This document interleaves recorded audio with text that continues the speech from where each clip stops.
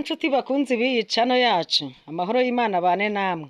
Nk'uko mubibona rero uburwayi, imbuto zacu zagiye zihura n'uburwayi, urugero nk'ibiti by'imyembe byagiye bihura n'indwara. Muritegereza nk'iki giti kiba cyaragiye kihura n'uburwayi bumwe na bumwe. Twasuye rero umusaza wari urimo atunganya iki giti, agerageza uburyo ki yashakira igisubizo ubwo burwayi. Reka tumutege amatwi tumwumve. Muzehe wiriwe?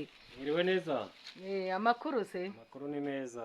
None se gira icyo utubwira rero ku byo urimo urakora. Ndabona igiti kimeze nk'ikirwaye, utugire n'inama muri make. Urabibona igiti cyararwaye. Imyembe ni uburwayi buri mu biti byose muri iki gihe byitwa imyembe mu gihugu cyacu hose.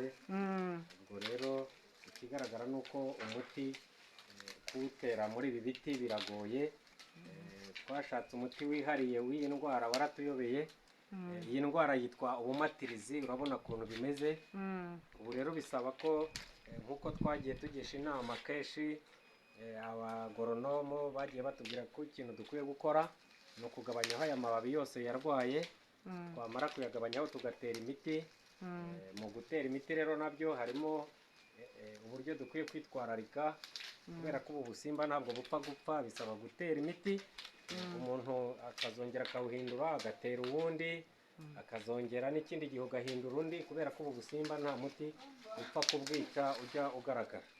Niyo mpamvu rero ubona uyu munsi wa none twakoze uyu murimo cyangwa se akazi ko kwirirwa dukosora iby'iyi ndwara, tugerageza kugabanyaho aya mababi nk'uko uyabona, kugira ngo turebe ko twashobora kurwanya iyi ndwara. Nyuma rero yo kugabanyaho aya mababi turatera imiti, kandi tuzajya tugenda tuyitera dusimburanya nk'uko wagiye ubyumva. Niyo mpamvu rero usanze ariko kazi turi gukora uyu munsi wa none.